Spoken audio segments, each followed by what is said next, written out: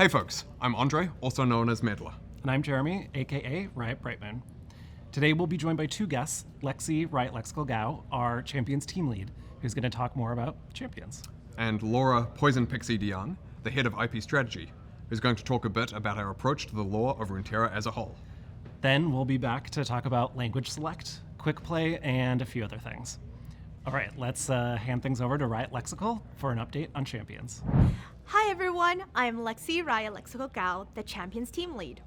Since we last talked, both Neferi and Briar have joined the Rift with vicious bites and a hangry attitude. Next up, we'll be releasing our new artistic mid laner, Hui. Hui's mastery of his craft gives him the tools needed to bring his artistic visions to life. He owes much of his skills to his previous masters, but after time and exploration, he has transcended their skill and created his own unique style. While Hui comes prepared with what he wants to paint, his extensive palette of possibilities leaves room to learn, experiment, and master. After Hui paints a masterpiece on the Rift, we'll be turning to a new creature champion. Though this one's a bit cuter than Neferi. Our new creature, though cute and small, is smoldering with power, and he'll be sauntering onto the Rift with all the pomp and circumstance that befit a royal of his status. Further out, we have a Vastayan solo laner from a forest village with the ability to see what others easily overlook. Okay, that's it for new champions. Now on to everyone's favorite Scorpion. The Skarner team has been hard at work on the Astrali Defender. They've been thinking about everything from how many legs Skarner should have, the answer is 6, to how he would look scuttling around a wall, and even how his tail can pick up and throw a massive boulder. You know, the usual stuff. The team wrote a lot in today's Champions roadmap that cover his new gameplay and how it has impacted other areas of the design. That's it from the Champions team for now. We'll be back in January with more to share about 2024. Okay, it's been a little while since we spoke about League's lore. For a long time, League and associated experiences like short stories were our only way to tell stories in Runeterra. Nowadays though, that's no longer the case. So we want to talk a bit about how we're updating our approach to the lore, and then talk through some upcoming examples of how that will be reflected in League and in other places. To start with, we're going to pass things over to Laura DeYoung. Hi all, it's been a while. For some background, I'm Laura, a former art director on League, and nowadays I'm working as the head of IP Creative, which is a group planning how we evolve the League universes across all of our experiences. As Andre talked about earlier this year, over the years we've introduced inconsistencies that have woven their way into the storytelling and the world building of Runeterra. Some good examples are how Hextech was invented, and Yorick feeling just MIA during the Sentinels of Light event. Going forward, we don't believe that's the right approach, because that kind of fragmentation makes the world feel less believable, and it just undercuts meaningful character development.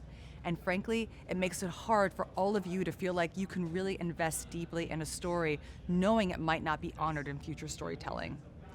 So going forward, from today, all new storytelling is going to be part of one shared canon, rather than a jumble of different experiences that are similar but inconsistent. And our goal is to ensure that major events in our stories, as well as the essence of what makes a champion who they are, will be reflected across everything that Riot makes. Getting to that consistent state is not going to be a sudden flip of the switch, but a gradual process. This doesn't mean we're going to go back to retcon every champion or story we've told, but every time we touch a part of the League universe, we're going to take a beat to ask ourselves where the inconsistent threads are and work towards weaving them together so the world makes sense. This is going to take time, and we believe the payoff for getting this right will be absolutely worth it. Okay, I'm going to hand things back to Andre and Jeremy so they can talk about what this specifically means for League. We're really excited to pull all the different threads of storytelling across Runeterra together over time, so that we've got one shared, consistent canon. So let's talk about some examples of that. The moments shown in past season start cinematics, like Awaken, for example, those have often felt like they should be canon, and some of them are fully consistent with the wider world, but some of them aren't. Going forwards, including the upcoming cinematic in just a few months, we're going to be making sure that they're an integrated part of our world and storytelling. Skarner's update early next year is another good example. Skarner's old lore, and that of a few other associated champions, doesn't mesh with the creation of Hextech revealed in Arcane, which is the origin for Hextech and the unified canon going forwards. So we're going to be making updates over time as a result to make sure that champions like Skarner, Seraphine and Camille are well integrated and well connected to the rest of Runeterra, so they can be part of that larger, wider shared storytelling. The upcoming Forge game, Song of Nunu, is worth highlighting as well. It's canon, offering some insight into part of the Freljord, particularly Nunu, Willump, and Braum.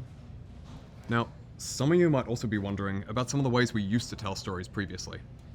Short stories in particular are something we've deliberately moved away from.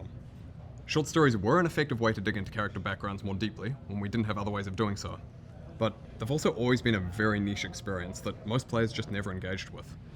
So we're focusing instead on storytelling through other mediums, ones that also let us flesh out characters and the world, but do so while resonating with more of the wider player base.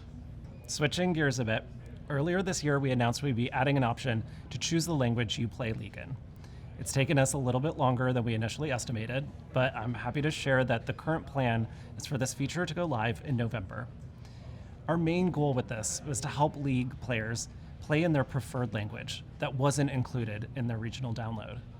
That means you'll be able to choose from one of the 21 languages we support in the Riot client, and that will change both your in-game and around game text. After you select your language, you'll download the language pack for each language you choose. These are around 2 gigabytes of space with all the voice files, so just be mindful of your hard drive space. We also want to talk a bit about the Blue Essence Emporium. On the positive side of things, it came back recently after a bit of a hiatus.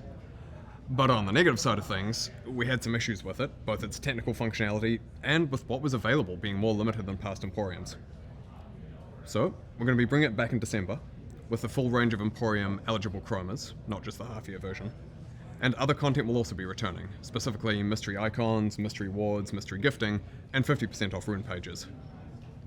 Now, it's been also a while since we've talked about Quick Play, and we've got a dev blog going live alongside this video with a lot of details, but the short version is we're replacing Blind Pick with Quick Play. It's a queue designed to get players into game faster and as much as possible on their desired champion and role.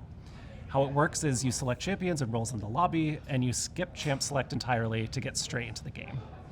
Quick Play is going to go to PBE around the end of October, and we'll test it there for multiple patch cycles before rolling it out more broadly. Now, that wraps things up for today. Don't forget to check out the dev blogs, including the champion roadmap. And thank you all so much for listening. Best of luck in your World's Pick'ems. And we'll see you all on the Rift. Thanks, folks. Thanks.